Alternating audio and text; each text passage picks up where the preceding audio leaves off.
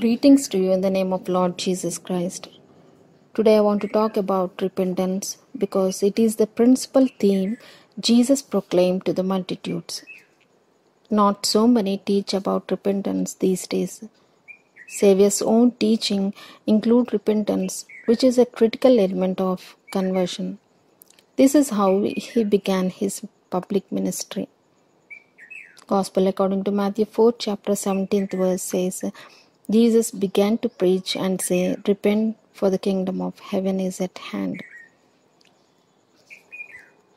Gospel according to Luke 13 chapter 3 and 5 verses. But unless you repent, you will all likewise perish. It was a recurring motif in all his public sermons. He stood boldly before the multitudes and proclaimed, change your old way of thinking, turn from your sinful ways, and live changed lives. Preaching we hear today diluted the idea of repentance to change one's mind. It does not mean to change one's life. These people just preach it as simply a change of mind about who Christ is. This kind of repentance has nothing to do with turning from sin or a change in one's conduct, which is easy believism. It is utterly devoid of any recognition of personal guilt, any intent to obey God, or any desire for true righteousness.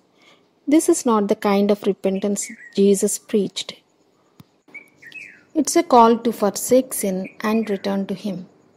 From his first message to his last, the Saviour's theme was calling sinners to repentance, and this meant not only that they gained a new perspective on who he was, but also that they turned from sin and self to follow him. Repentance used in New Testament always speaks of a change of purpose and specifically a turning from sin. Such a change of purpose is what Paul had in mind when he described the repentance of the Thessalonians. In 1 Thessalonians 1 chapter 9th verse, Paul says, you turn to God from idols to serve a living and true God. There are three elements of repentance: a turning to God, a turning from evil, and the intent to serve God.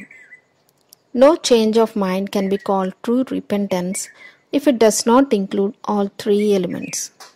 The simple fact here is that a true change of mind will necessarily result in change of behavior. It is a redirection of the human will, a purposeful decision to forsake all unrighteousness and pursue righteousness instead. And most importantly, repentance is also not merely a human work, it is a gift of God. According to Acts 11 chapter 18th verse, then God has also granted to the Gentiles repentance that leads to the eternal life. And it is also recorded in Acts 5th chapter 31 verse, God exalted him to his right hand as Prince and Savior and Deliverer in order to grant repentance to Israel and to grant forgiveness of sins. 2 Timothy 2nd chapter 25th verse, Paul wrote to Timothy that he should gently correct those who oppose the truth, if perhaps God may grant them repentance leading to the knowledge of the truth. If God is the one who grants repentance, it cannot be viewed as a human work. That's why Jews were against Jesus' teaching. Jews believed that before God's love is extended to the sinner, he must first repent. In their view, repentance is a work by which men earn the favor of heaven. And it was this thought that led the Pharisees to exclaim in astonishment and anger, this man receiveth sinners. According to their ideas, he should permit none to approach him but those who had repented. But in the parable of the lost sheep, Christ teaches that salvation does not come through our seeking after God, but through God seeking after us. Romans chapter 3 verse 11. There is none who understands, there is none who seeks for God. They are all gone out of the way. We do not repent in order that God may love us, but He reveals to us His love in order that we may repent. The call to repentance is not a command to make sin right before turning to Christ in faith. Rather, it is a command to recognize one's sin and hate it, to turn one's back on it and flee to Christ, embracing Him with wholehearted devotion.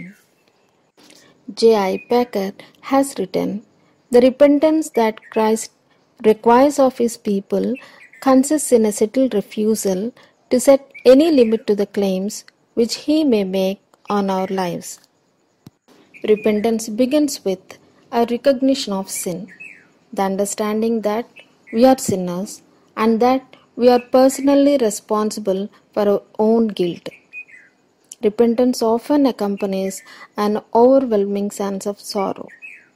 This sorrow is not for getting caught, and it is not sadness because of the consequences, but a sense of anguish at having sinned against God. One can be sorry or ashamed without being truly repentant. Judas, for example, felt remorse. Gospel according to Matthew 27, chapter 3 and 4 verses. He was gripped with remorse and said, "I have sinned by betraying innocent blood." This verse indicates Judas' sorrow for sin did not lead to a change of mind and action, but a regret at being caught. And he did not repent of his sins and believe on Jesus Christ. Jesus already knew about Judas. It was recorded in Gospel according to John 6 chapter 64th verse. But still there are some of you who do not believe and have faith. Repentance involves a change of direction, a transformation of the will. It constitutes a willingness, a determination to abandon stubborn disobedience and surrender the will to Christ. Genuine repentance will inevitably result in a change of behavior. Where there is no observable difference in conduct, there can be no confidence that repentance has taken place. Gospel according to Matthew 3rd chapter 8th verse.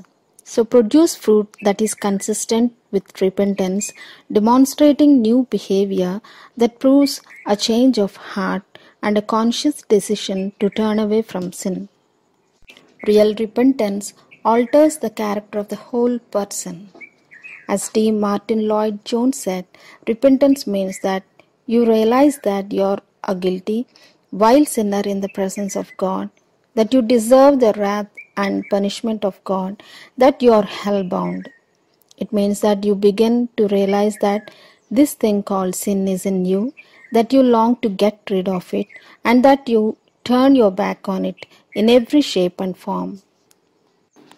Even Old Testament says of repentance, Isaiah chapter 55 7th verse, "Let the wicked leave behind his way, and the unrighteous man his thoughts, and let him return to the Lord, and He will have compassion on him."